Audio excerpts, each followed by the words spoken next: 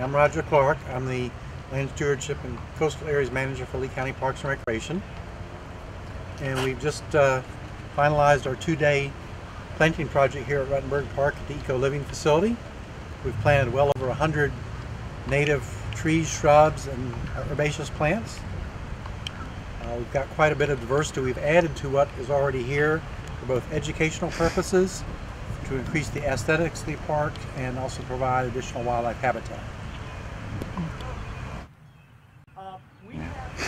We planted a number of stoppers, wax myrtles, some fiddlewood, water hickory, pond apple, lizard's tail, the list goes on and on. Just all kinds of pretty fascinating native plants that we put mainly in and around these retention areas, which were just open and have a lot of potential value for wildlife habitat and water quality improvements.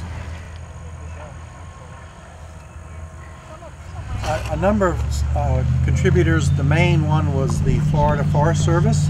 They provided a grant and bought many of the trees and shrubs.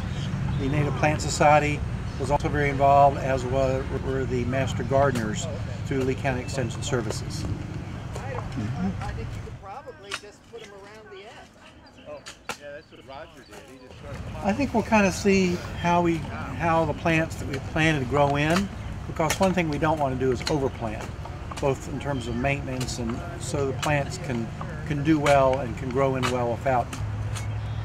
The mulch had several purposes. One was to help smother the weeds. We did herbicide most of the areas beforehand, but also to build up the soil. The soil here is very poor. It's mostly fill. Doesn't have a lot of organic, so the mulch will break down and provide organic material to the plants that we installed and help control the moisture and the temperature of the soil. So I think this is just so encouraging to see so many people involved over the last 2 days, volunteering their time, the Master Gardeners taking this project and running with it. It's just very gratifying to see so many people so dedicated and so involved.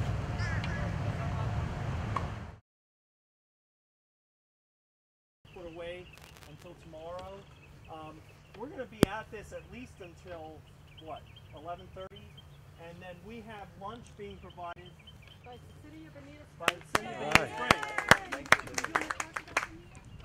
And Bonita Springs, we can just mention they have shown a lot of interest in developing a Florida Yards and Neighborhoods program there, and so I've been working with a couple of individuals.